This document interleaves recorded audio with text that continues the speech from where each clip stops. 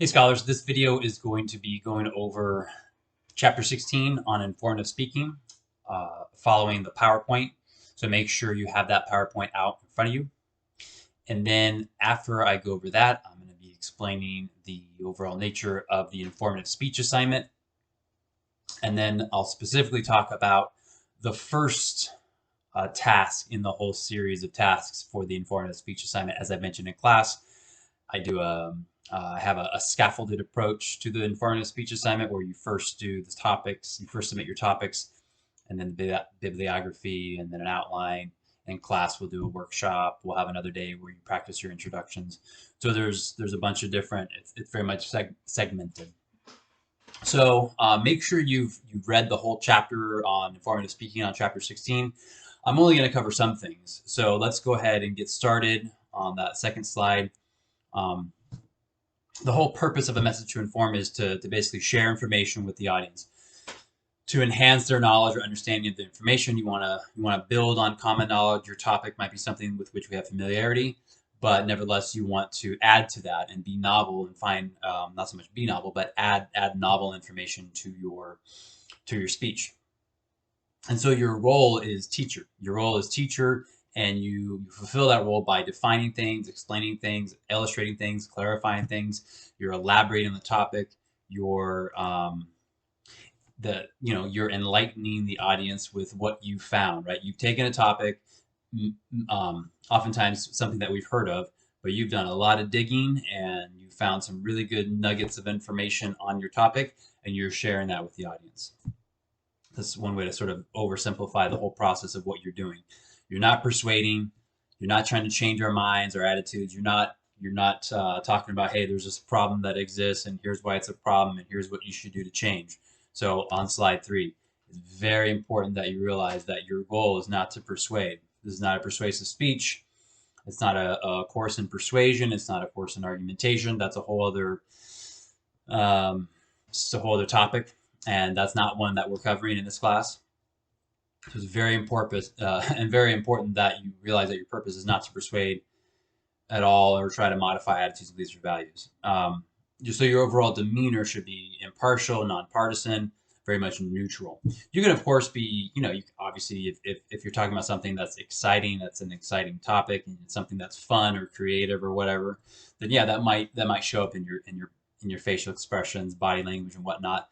But the overall style of how you're speaking and what you're talking about and how you're talking about should be very much an informative style where you're just teaching, enlightening, elaborating, illustrating, clarifying, telling stories, and all that kind of stuff. Not trying to change our minds about something. Different process. So on to slide 4, let's look at, here's a few different examples. These are I've shown a lot of these examples several times in different lectures in class, but it's just good to see different examples of different types of informative speeches. So one option is a speech on a person. You see those 4 main points. Slide 5, if you give a speech on an object, you might talk about the three kinds of fuel cars. Of course, your options for giving a speech are either a speech on a person, an object, or a health condition, medical condition. I'm just showing you a variety of here just so you kind of can wrap your head around just the overall nature of informative speaking. Slide 6, some speeches will look at a speech on an event, like an Olympic event or historical event, and so on and so forth, but nevertheless, it's still, if that were your topic, you'd be having the role of teacher. Speech about a concept, you're teaching the audience about some sort of a concept, such as, like, let's say, concept slash issue slash process. Sometimes those 3 kind of get blended together. Nonviolent resistance or renewable energy or mindfulness. These are more abstract and a little bit, in many cases, more challenging. But nevertheless, those are not options for you. I'm just showing you a variety to help you understand the nature of informative speaking. Again, your options are either a person, an object, or a health condition, medical condition. So on to slide 8, the guidelines for informative speaking. This is what you should stick to. Of course, make sure you've read the whole entire chapter. The chapter provides you with all kinds of tools. You got to think the chapter. You got to think of the textbook as like a toolbox, a recipe, a cookbook for building something. Right? If it's a construction metaphor, it's like a toolbox for telling you how to build a speech. If you think about it like a food metaphor, the textbook is a cookbook or a recipe book that's telling you what ingredients that you need to make and how and what to do with them and how to put them together and how to put things in the oven and the fry pan on the grill and so on and so forth. It's telling you how to construct something. So it's imperative that you've read it in detail. So here are the guidelines that I'll cover right now. Don't overestimate what the audience knows. Don't assume that we have a baseline for your topic. Don't assume that if your topic has to do with something like, I don't know, if it's like about a historical person who is well known in the world of finance. Don't assume that we understand finance. Don't assume that we understand business or money. If it's sports, don't assume that we understand sports or that we know about that sports team or that type of sports organization or that particular athlete, whether it's an athlete that's current or an athlete that was around 5 years ago, 10 years ago, 50 years ago. Basically, don't make assumptions. Don't assume that we have a baseline for your topic. That's your goal. Your goal, your role is to educate us, to tell us what we know. If or let's say when it comes to like film or entertainment, everyone has different preferences for movies, TV shows, let's say music. Don't assume that because you and let's say a lot of your friends or a lot of people your age or in this demographic are really into certain kinds of shows or TV shows or movies or films or music. Don't assume that the whole audience has a baseline for that. So yeah, don't overestimate what we know. You want to focus on relating the subject directly to the audience. How do you create that bridge? How do you make your topic relatable to the audience? If you have a seemingly unrelatable topic, then you have to figure out a creative way to create that bridge. You don't want to be too technical. You might have a speech with technical terms, and that's okay. It's okay to use jargon terms. You think back to chapter 4 on verbal communication. Jargon terms are okay as long as you explain them. So if you're talking about a particular industry that has a unique kind of nomenclature where you have specific terms that are, or you have terms that are specific to that industry, well, unless you've been in the industry or you're in the industry, then you're not going to understand it. So don't be too technical with things. It's okay to use big words or like technical terms if it's something like I heard a speech on a guy gave a speech on like building a software. building a computer, and he actually did an excellent job. He obviously knows a lot about computers, but he explained the whole process of building a computer in a way that was very easy to follow, very easy to relate to.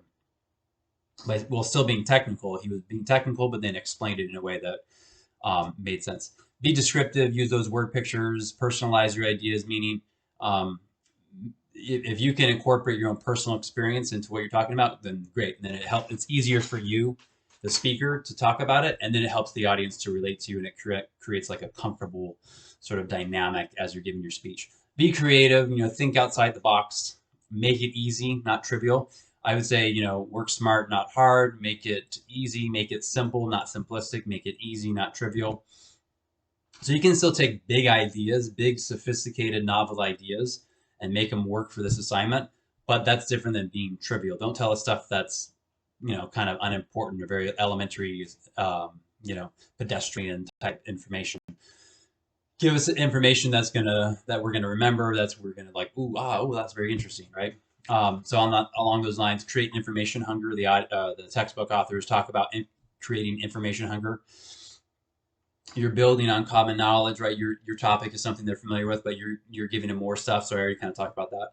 Arouse their curiosity. So get creative with how you phrase things and try to enhance the curiosity of the audience, and then work your topic again. Like make it relate directly to them. Your audience is a group of college students who are pretty much everyone's the same age. Everyone in our class is basically between the ages of 18, 19, maybe some of you are 20. So let's say 18 to 20. Pretty much all of you are first year, second year students. You're all at Cal State Fullerton in Orange County, California. So and you're all in college, right? So that gives you an upper hand. Like you already kind of understand, in a way, your audience. So figure out how to make those different components of your speech topic relatable to the audience. And that last slide, slide 9, I try to basically, here's a sort of a breakdown of the whole public speaking process. Your whole speech has 3 parts, right? Introduction, body, and conclusion.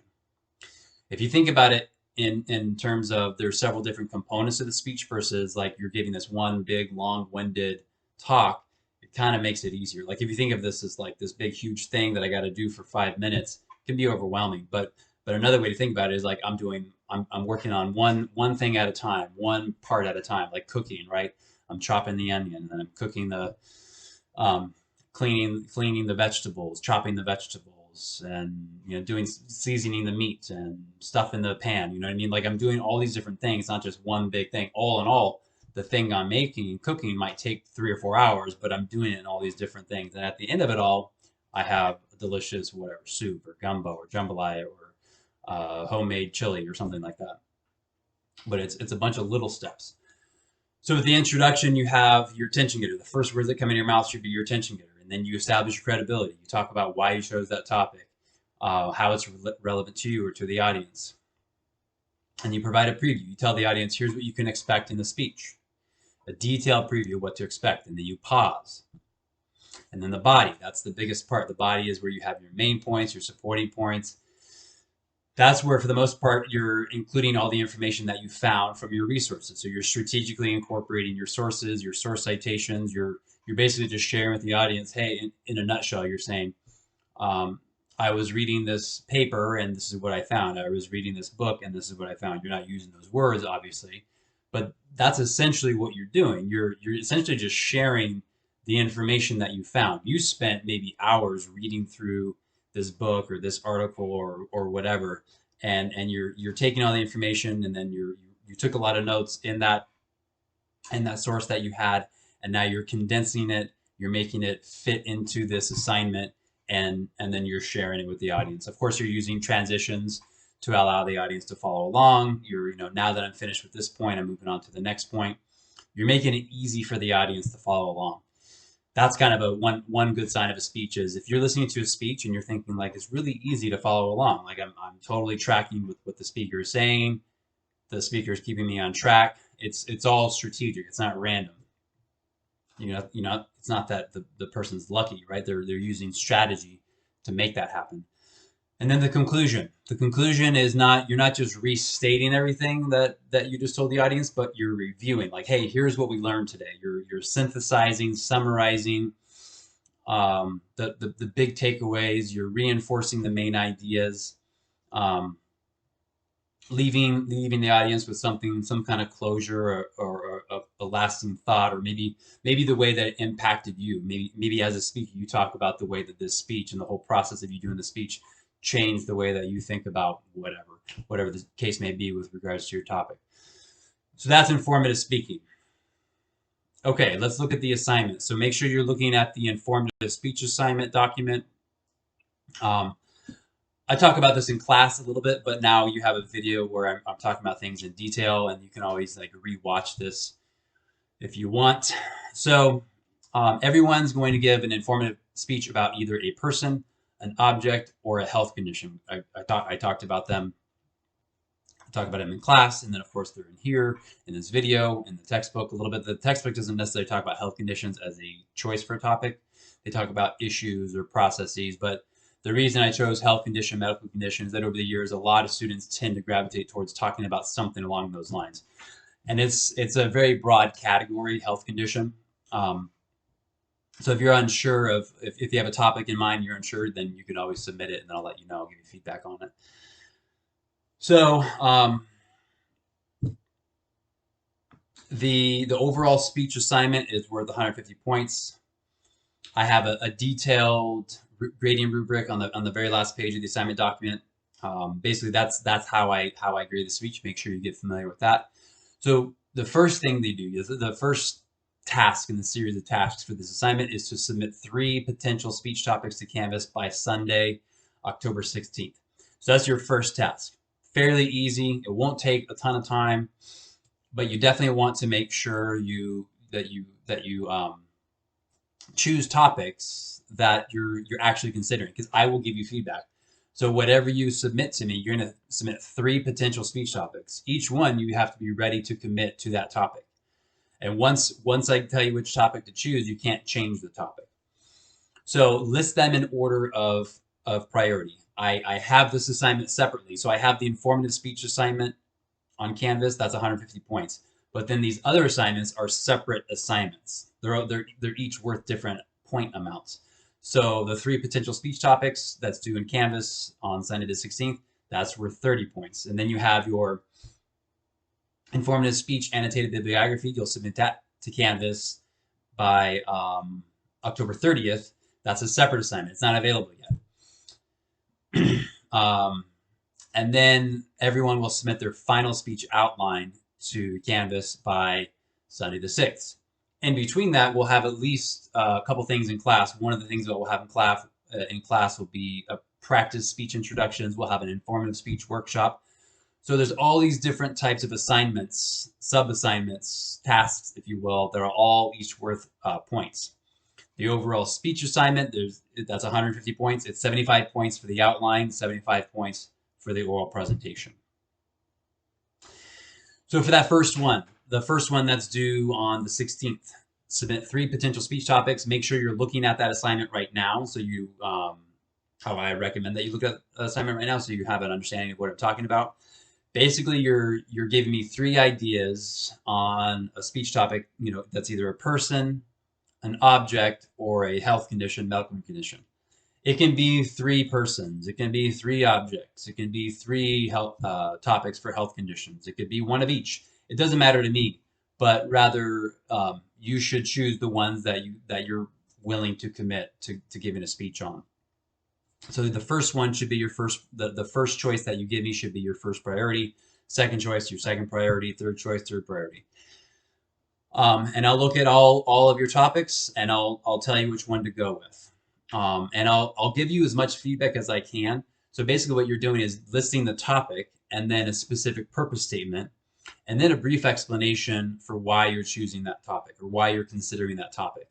And based upon what you include in there, oftentimes students will give you a detailed explanation of why they're considering a particular topic, and that sometimes will help me to give really good strategic, detailed feedback to the student in terms of helping them to get ideas. Nevertheless, that's the assignment, is 3 topics, and for each topic you want to list the topic. What's the topic? List the specific purpose statement. What would you plan to cover? You're not committed to that. You're not completely committed to that specific purpose statement, but what might you want to include, right? What would you potentially include in that speech if you were to choose that topic, if that topic were your speech topic? And then a brief explanation for why you're thinking about that topic. So you'll do 3 of those, and look at the sample. I provide you a sample. I try to make it as easy as possible. And then I'll as soon as you submit that, or shortly after you submit it, after they're due, I'll give you feedback on what to go with. And then once I give you the feedback, then you can start developing your research. You start doing your research, and you start doing your research, and you start working on the annotated bibliography. But you still have a couple weeks in between each one of those. So back to the speech. The expectations for the speech: you need to have at least 4 scholarly sources. So you want to make sure you're choosing really good sources, good information. I talked about that in class, about the nature of research. Like I talked about in class, garbage in, garbage out, right? So if you don't have good quality sources, it's very hard to create and build a good speech, right? Like just like if you're making food, if you have really low quality ingredients, it's hard to make something taste really good.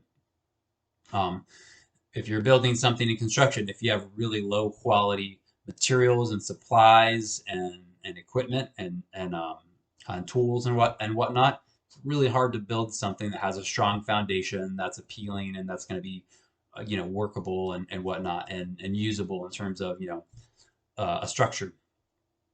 So garbage in, garbage out. Get really good sources. All you need is 4 scholarly sources. You should have a variety. I don't have any hard and fast rule on that, but you don't want to have 4 website sources. I would say if it's a website, just have 1. But look at journals. Look at the academic journals, magazines, well-known magazines, newspapers, and of course credible websites. I talk about the CRAP test. Make sure you're really combing through your sources. When you get really good sources, it makes your whole speech writing, speech creating, and speech giving a much more pleasant experience. So Wikipedia cannot be used as a source, but the Wikipedia might be a starting point in terms of you look up a topic and you see it in Wikipedia. And oftentimes with Wikipedia, as most of you know, or as many of you probably know, Wikipedia will oftentimes they list footnote. They'll have footnotes within the like the Wikipedia definition of whatever the topic is, or if it's a person, or if it's an object, or it's a medical condition. They will have those footnotes, and then they'll give you like they'll have a references section down below. And sometimes in Wikipedia, you'll actually be able to get a PDF document. It's kind of a crapshoot.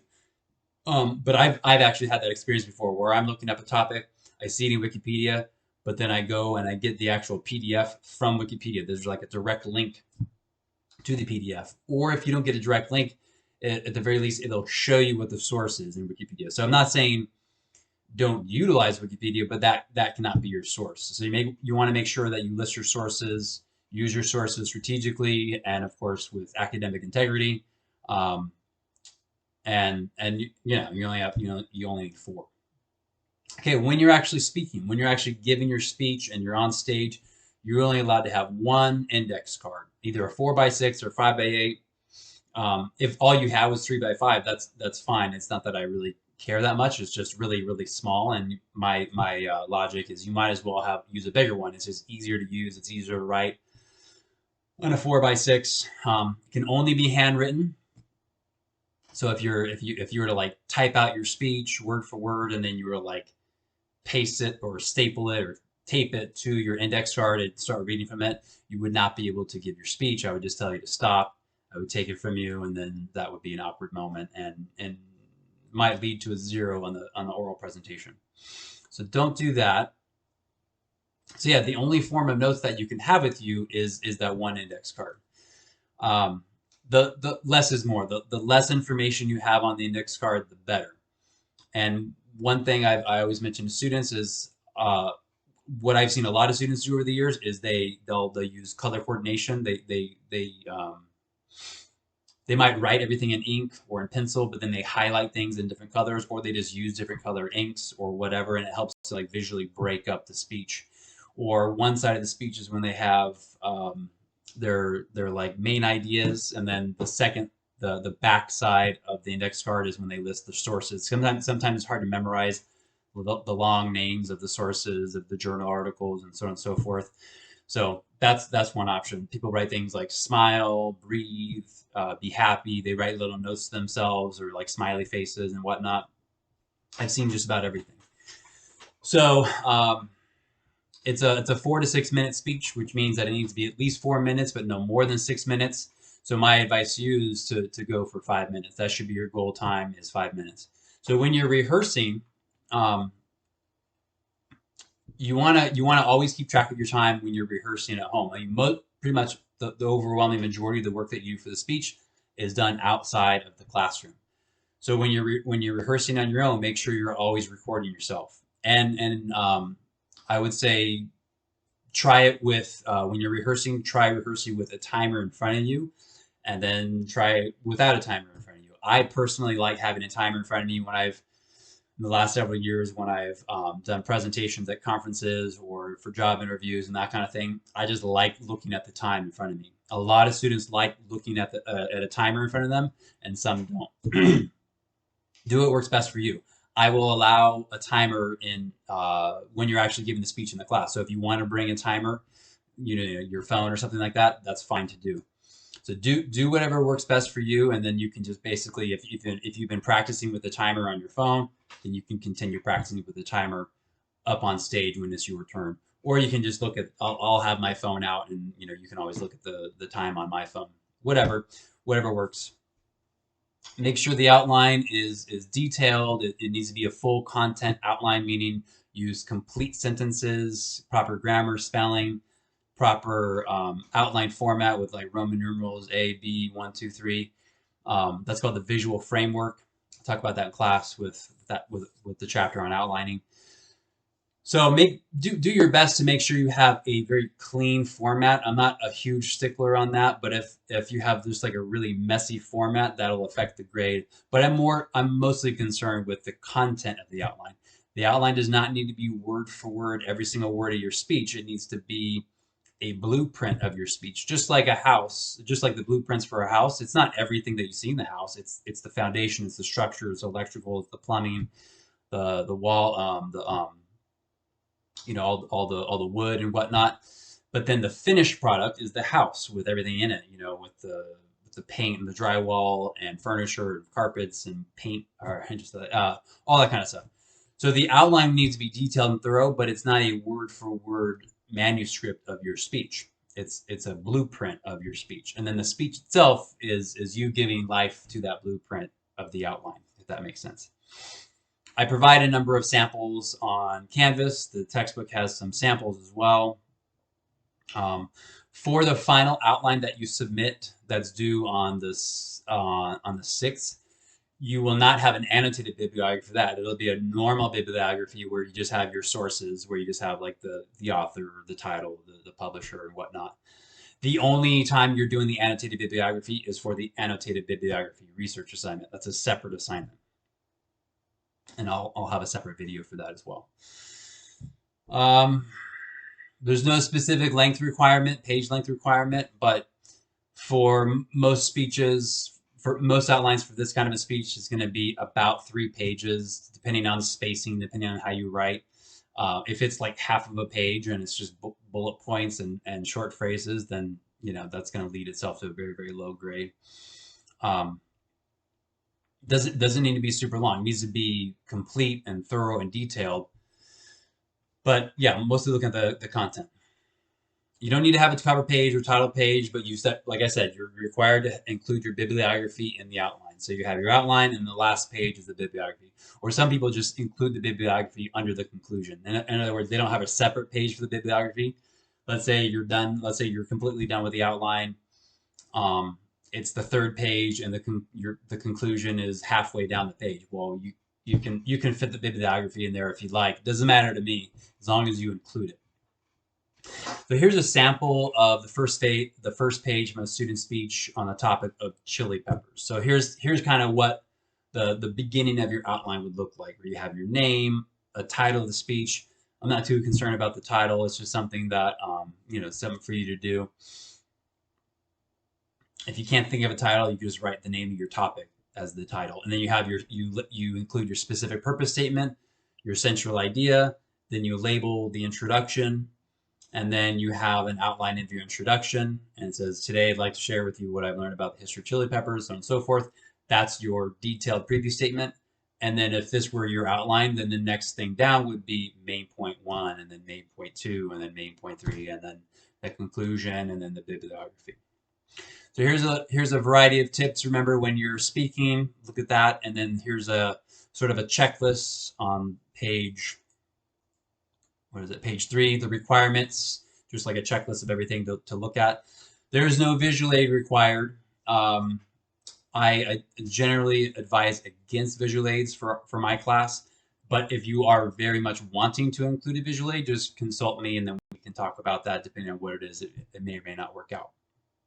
So the rehearsal, the idea for the rehearsal is that you rehearse the speech enough times that you're almost, you've almost like memorized your entire speech. The goal is not to memorize your entire speech, but you should know it so well that if you didn't even have an index card, you could still go up there and do a pretty dang good job. Memorizing your speech word for word is a whole other level of speech preparation and speech delivery.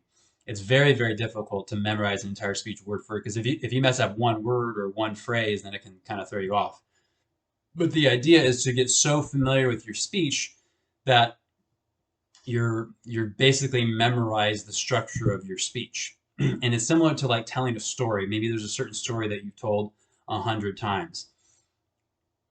This is called extemporaneous speaking, right? You haven't necessarily memorized. When you tell the story, it's not like you're telling it from memory, like you're reciting it like it's word for word. You always tell it the exact same way. But let's say there's this story that you've told your friends or family or colleagues or whatever over the last 10 years, right? You've told this one story 100 times. Sometimes when you tell a story, it's the 2-minute version. Sometimes when you tell a story, it's the 5-minute version. Sometimes when you tell a story, it's the 30-second version, right? Every time you tell a story, it's a little bit different. But the main points are the same. regardless of how long it is and who your audience is, the main points are always the same. It's still the same: who, what, when, or why, how. It's just the specific execution of the story is a little bit different. And similarly, the way that you're doing this speech, the informative speech, through extemporaneous speaking, is that every time you rehearse a speech, it's a little bit different. You have different emphases on certain words, and you might improvise on a few points here and there. But the more that you rehearse it, the more that you get comfortable with. Sometimes you include that one detail, sometimes you don't. Doesn't really matter, because you know the material so well that it's a non-issue, right? You know it so well that you really don't even need the index card, but the index card is nice to have because there's certain things that you don't want to have to memorize, or there's just key points that remind you of things to help you when you're on stage. To do that well, then you need to be very strategic with how you're rehearsing. So you don't want to rehearse too far in advance. If your speech is a week out, you don't want to have all your rehearsing and you don't want to have all your rehearsing done a week prior to your speech day, and you certainly don't want to wait till the day before. There's no good there's no like hard and fast rule for how that works, but what I would recommend is a few days prior. So if I'm gonna give my speech, I don't have any Friday classes, but let's say I'm gonna give my speech on a Friday. I'd want to give myself 3 days, at least 3 days of rehearsals. And I don't want to spend like 5 hours of time rehearsing the speech. Let's say I'm giving my speech Friday. Well, Tuesday morning when I wake up, I don't want to have any more work to do, right? I want my speech to be completely done. And then I'd want to just rehearse my speech a few times throughout the day. A few times in the morning, a few times in the afternoon, a few times in the evening, right? I have rehearsal sessions, and each time I rehearse, I might rehearse it 5 times, 6 times, 7 times. If it's a 5-minute speech, it doesn't really take a ton of time. It takes discipline, and it takes focus, and it takes commitment. But the actual total amount of time that you're spending rehearsing is not great. And when you break it up over the course of a few days, it makes the whole process a lot better. It gives your body time to sort of like digest this whole rehearsal process. You know, you rehearse your speech, you rehearse your speech, you rehearse your speech. It's a lot for your body and brain to remember. So it's kind of like it's like marinating in your in your brain, so to speak. And then you're giving yourself time, right? You do a little bit Tuesday morning, Tuesday afternoon, Tuesday evening, and at the end of the night, you're like, man, it didn't quite work out the way I was hoping. So make some changes. You make some changes. All right, Wednesday morning. All right, we have a whole another day to do this. So Wednesday, you make some changes. You modify the way you talk. Maybe you talk more quickly, talk more slowly, add in a couple things here and there. And then at the end of the day, Wednesday, it's not like you spent 12 hours working on this. You maybe only spent a couple hours, but you strategically broke it up throughout the day. And then Thursday is the day. It's the day before you're giving your speech. Again, you rehearse it throughout the day. And in theory, by the end of the day, by Thursday night, before your head hits the pillow, you feel extremely confident in your speech. Doesn't mean it's going to, I'm not saying like your goal is to have an A++ speech, that it's going to be the absolute most amazing, perfect speech. What I am encouraging you to do though, is to feel completely confident and competent to deliver your speech in the way that you plan to deliver it, and in terms of, you know, the amount of work that you put into it and so on and so forth, such that when you wake up on Friday, you're not even thinking about it. It's like the thought of you giving your speech, out of sight, out of mind. You might rehearse it a couple more times, but you know, if you're giving your speech Friday afternoon, you might rehearse it once in the morning, and you're like, okay, there we go. It's just like muscle memory. I'm just going through the motions. I'm going through the motions, muscle memory. It's fresh in my head. I've been doing this all week strategically. And maybe 2 hours before my class, I do 1 hour before my class, I rehearse it one more time. I'm like, bam, I feel great. And then when I go to give my speech on Friday, when I go to give my speech when the class is in session, I still have the stage fright. I still have the butterflies, but I got to remind myself, I've been preparing for this all week.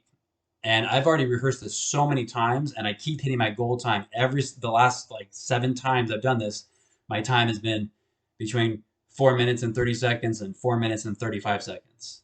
This is just one more time, and now I'm dealing with the audience. I'm getting evaluated, and you knock it out. Guess what? It's going to go by really quickly, and when you're done, and game's over, right?